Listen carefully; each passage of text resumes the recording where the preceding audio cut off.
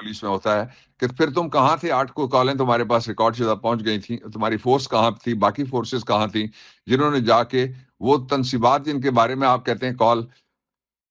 وہ ریکارڈ ہوئی تھی، وہ تنصیبات ان کا تحفظ کیوں نہیں کیا جا سکے؟ یہ کرمنل نیگلیجنس ہے یا سازش مجرمانہ ہے، یہ طے ہونا بھی باقی ہے۔ اگلی بات بہت امپورٹنٹ ہے، وہ یہ ہے کہ ان کے پاس جو کال کا ریکارڈ ہے اس میں صرف اتنا ہی ہے کہ فلانے نے فلانے سے کوئی گفتگو کی ہے، اور اس میں کس کی آواز ہے یہ طے ہونا ابھی باقی ہے، اور وہ طے اسی شکل میں ہو سکتا ہے جس طرح سے فیصلہ دیا گیا لاہور ہائی کورٹ کی جانب سے کہ ملزم وہ ہے جو ریکارڈ کرنے والا ہے۔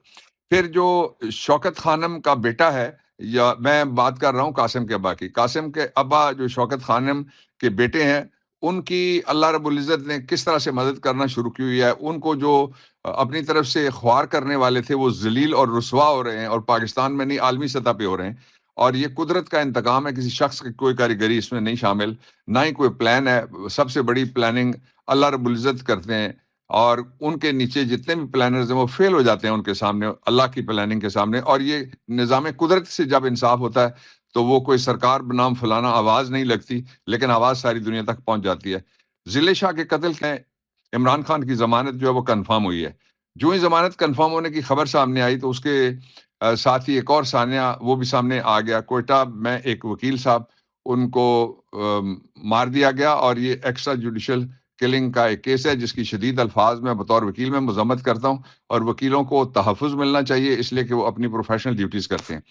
لیکن ایک بیان آیا ہے اس کے حوالے سے، ابھی نہ کوئی پرچہ درج ہوا نہ تفتیش ہوئی، تو گورنمنٹ کا ایک ہے لاؤبالی، اس نے یہ بیان دیا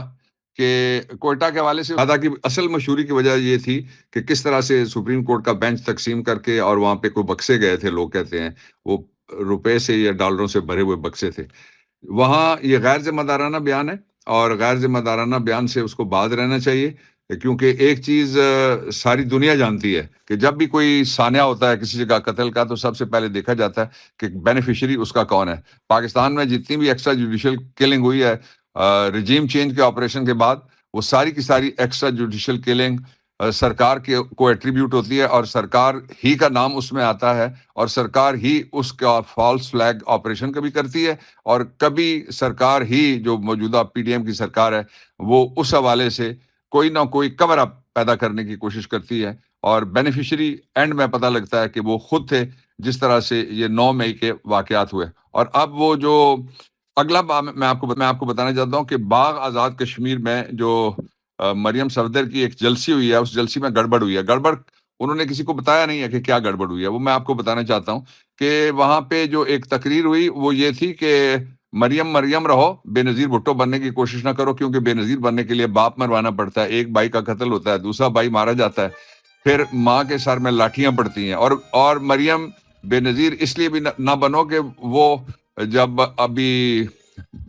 بالکل ٹین ایجز وہ کراس کر کے اوپر گئیں عمر میں، تو انہوں نے جو سکھر کی 50 سینٹی گریڈ والی گرمی ہے اس میں 2 سال کی قید اکیلے کاٹی تھی۔ تو یہ بے نظیر کی طرح سے چادر اوڑھنے سے یا اس کی طرح سے کوئی ایکٹنگ کر کے یا اس کی کوئی نقل کر کے بے نظیر نہیں بن سکتا۔ تو وہ اس پہ میں آزاد کشمیر کے جو غیور عوام ہیں ان کو میں مخاطب کر کے کہنا چاہتا ہوں کہ عمران خان کا پیغام ذرا سن لیں،